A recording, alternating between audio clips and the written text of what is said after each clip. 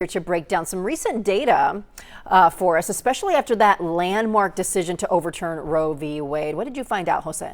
So, Lydia, we wanted to show you that recent data that was collected by the Associated Press and ORC Center for Public Affairs Research. And we're going to start with the broadest question asked to 11,000 adults. How confident are they in the institution itself? So we're going to show you some charts on the screen. So this is how they felt this April. 54% of adults say they had some confidence.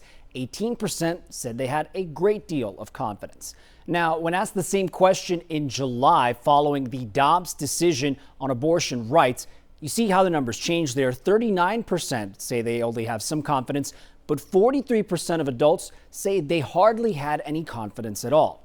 Now, two questions we noticed on this AP survey as well have noticeable bipartisan overlap when you factor in political party references. The question is, should a Supreme Court justice have a term limit? About 2 out of every 3 adults asked said yes, they'd strongly or somewhat favor that. Now, the second question was, should justices be required to retire once they reach a specific age? A little bit less, but still 64% also favor that idea to some degree. Now, recently, I sat down with 2 political scientists working at the University of Arizona. Each offered their insight into the state of politics before and after the Dobbs decision and how much this ruling could motivate voters ahead of midterm elections. We first stopped by Professor Chris Weber's office. He focuses on political psychology and electoral behavior. We asked him about the country's current level of political polarization. We're not talking about party politics as they existed in the 1950s or 1960s, 70s or 80s. Things have qualitatively changed. Looking at another July poll, this one from the University of Chicago's Institute of Politics, about 3/4, or 73%, of voters who identify as Republicans say Democrats are, quote, generally bullies who want to impose their political beliefs on those who disagree, while 74% of self-proclaimed Democrats in the same poll who responded said the same thing about their counterparts. It's become harder to tease apart whether single issues matter versus just overall partisanship. When it comes to single-issue voting, Weber also says the debate over abortion rights, at least, has been a unique motivator in contemporary politics. We asked Weber in the wake of the Dobbs decision if he thought this would motivate a counter-movement from a large swath of more liberal voters. It very well may, but that's up to politicians to create and craft a coherent message. Weber's department colleague, Professor Chad Westerland,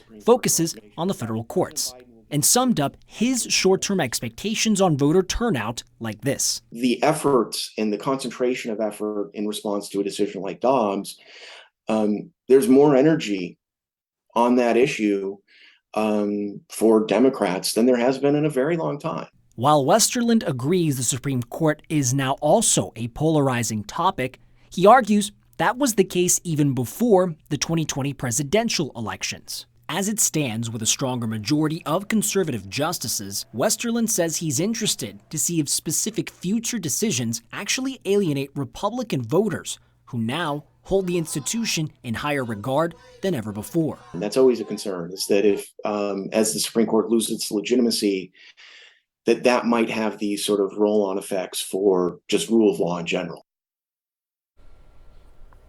Well, Hulu is now getting into politics. Disney, which is Hulu's parent company, confirmed the streaming service will begin accepting political issue ads. The ad guidelines will now match those used for Disney's cable networks like ESPN and FX.